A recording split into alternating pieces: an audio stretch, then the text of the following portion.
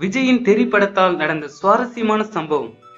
இளைய தளபதி நடிப்பில் அட்லி இயக்கத்தில் கடந்த வருடம் தெறி படம் வெளியாகி ஹிட்டானது. இன்னும் விருதுகளை வாங்கி வரும் இப்படத்தின் ஒரு முக்கிய சுவாரஸ்யமான சம்பவம் பற்றி நீங்கள் அறிந்திருக்க மாட்டீர்கள். படப்பிடிப்பு நடந்த சம்பவம் நடிகர் நாசரின் மூத்த மகன் நூருல் தனது நண்பர்களுடன் மகாபலிபுரம் சாலையில் சென்றபோது லாரியில் அடிபட்டு விபத்துக்குள்ளானார். அவரது நண்பர்கள் சாலையிலேயே பரிதாபமாக உயிரிழந்தார்கள். வீட்டில் படுத்த படுக்கையாக இருந்த நூருல் வாய் பேச முடியாமல் இருந்துள்ளார்.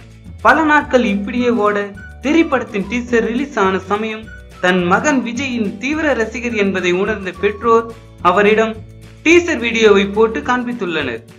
பல நாட்கள் பேசாமல் கிடந்த நூருல் டீசரை பார்த்த பின் வாய் திறந்து தெறி என பேசியுள்ளார். இதை கண்டு பூரிப்பான நாசர் குடும்பத்தினர் அதை வீடியோ எடுத்து விஜயின் உதவியாளருக்கு அனுப்பியுள்ளனர். பின் அது விஜய்க்கு செல்ல அவர் நேரில் வந்து நூருல் மற்றும் நாசர் குடும்பத்தினரை பார்த்துள்ளார். இந்த வீடியோ பிடித்திருந்தால் லைக் பண்ணுங்க.